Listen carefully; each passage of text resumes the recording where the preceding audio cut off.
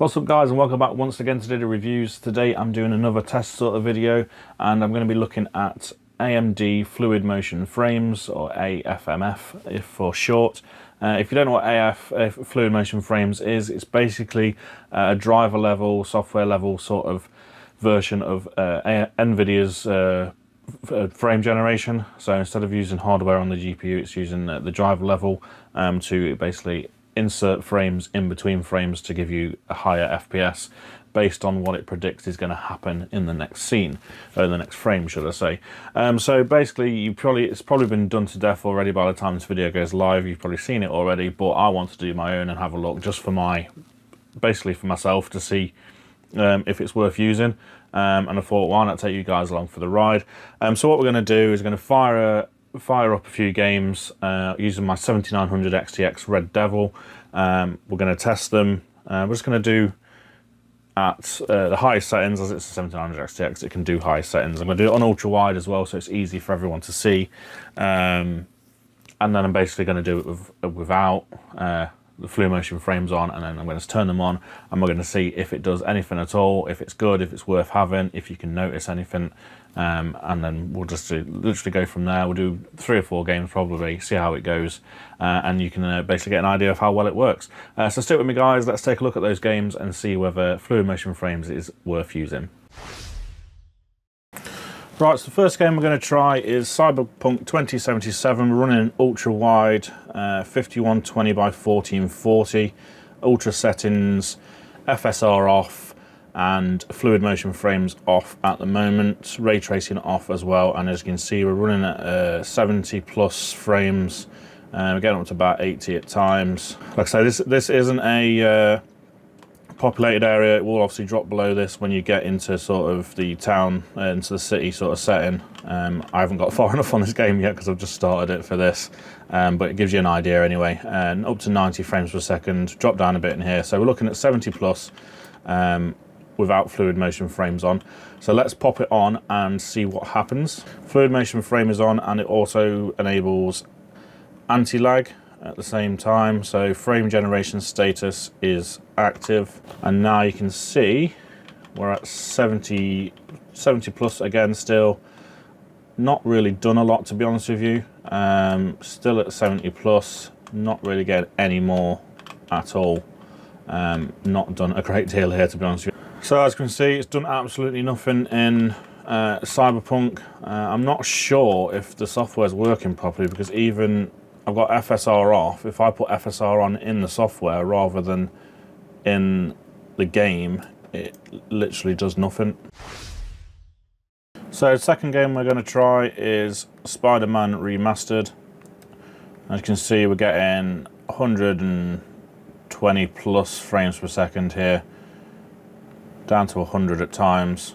112 odd frames per second without Fluid Motion Frames on. So let's turn Fluid Motion Frames on. We're still at 110 odd frames. Saying that, it doesn't say that Fluid Motion Frames is Frame Gen is active.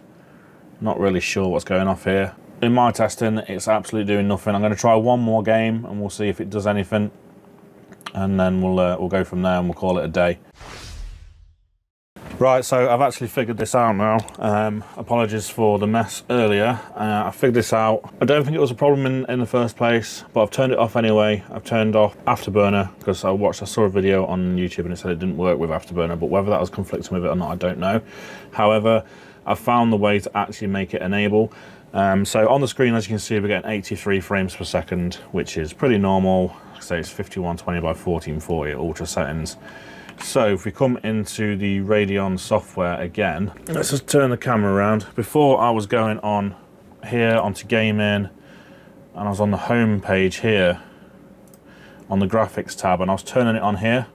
That was what I was doing originally. I was turning it on there and it was doing nothing.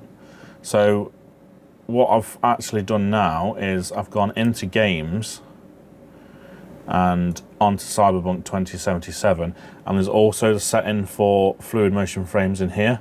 So if you remember, it was at like 83 sort of frames. Smash that on, get rid of that, and now you can see, if I spin the camera back around again, we're now gone from 83 frames to 150. 150. So now it's using Frame Gen 150 there. It did drop down to 100 then for some reason, lost like 50 frames, depending on where we go, depends on what we get, up to 160 frames here. As you can see, at times it's dropping right down to the 70s. I assume that's maybe when it's getting it wrong in terms of what it's expecting next. It's getting it wrong, but in terms of visually, I can't personally see anything going wrong here. We'll have a quick look into latency, see if frame times are any worse. Yeah, the frame times get a lot worse when it's trying to figure out what's going off. So you see we're at like 150, I spin around and go back the other way. It's dropping right down to like the hundreds. It's like almost like it's trying to catch up and figure out what's going off. Yeah, dropped down to 80 odd frames again there, but then it's getting itself straight back up to 150 and over 160 at times. And again, as you can see, it's done something different there again. But yeah, let's go on to the next game. And now we've got it working, and we'll go back to Dying Light.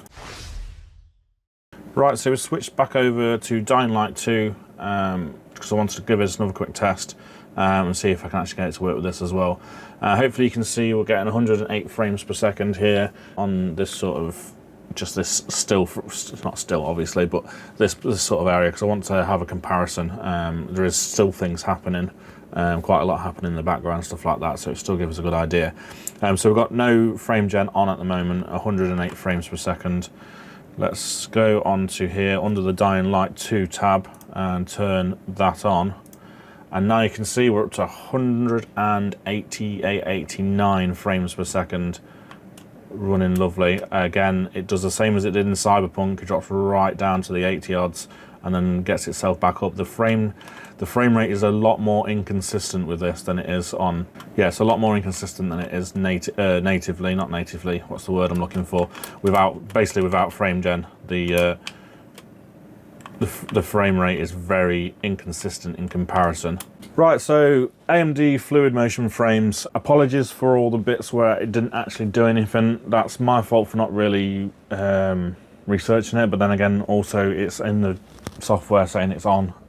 And even on the first instance when I tried it, it was saying Frame Gen was active, but for some reason was doing absolutely nothing. It's not until you go into the games themselves and activate it for that game that it actually does anything. So apologies for all that bit at the start, but I wanted to include that so you got an idea of what happens when it does nothing. So you can, if you're trying to put it on and you just get the same sort of effect, you can go, oh, hang on, yeah, I can basically do it in a different sort of menu or sub menu, and it will work. And as you can see, Cyberpunk and Dying Light 2 it works really, really well. We've gone from 80 odd frames to 162 on this scene here anyway. One thing I didn't do was enable FSR. Let's have a look. Let's just put it on quality. FSR on, you won't be able to see it. Apologies for that. We're now over 200 frames per second. We're at 230 frames per second with FSR on as well. And again, it looks absolutely fantastic. That's just FSR quality as well. If you've got a 240 hertz monitor like I have, then this is actually going to get you close towards it. So personally, in my eyes, I can't see anything wrong with it in terms of the quality, or I can't notice the frames being inputted. I personally can't notice the lag either, although I know it is definitely there in terms of latency. So it's not recommended for those pro gamers that do competitive esports and things like that, CSGO and all that kind of thing. It's not recommended for that because it does induce lag.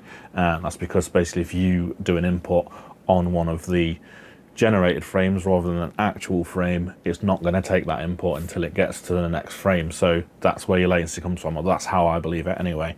That's how I believe it works. So yeah, in my eyes, it's absolutely fantastic for your single player games, maybe online co-op if it's against AI rather than against obviously actual opponents, human opponents, then yeah, you may be all right, but not recommended for competitive gaming. But for this, anything like this, I think absolutely brilliant. I've not really noticed anything wrong with it whatsoever. Anyway, let me know your thoughts, guys. If you have any inputs on this, if you've used it yourself and you notice it, let me know what you've noticed. Let me know what you think about it, whether you would use it. Always nice to hear from you. any other input you've got on it. If you've got any questions on it, then if anything you want me to look at, a particular game, if I've got it, I'll have a look. So anything like that. But other than that, guys, thank you for watching. If you like this, give it a like. If you didn't, give it a dislike. I'll say comments in the comment section below. Don't forget to subscribe if you haven't already, please. And I'll see you guys in the next video. Thank you.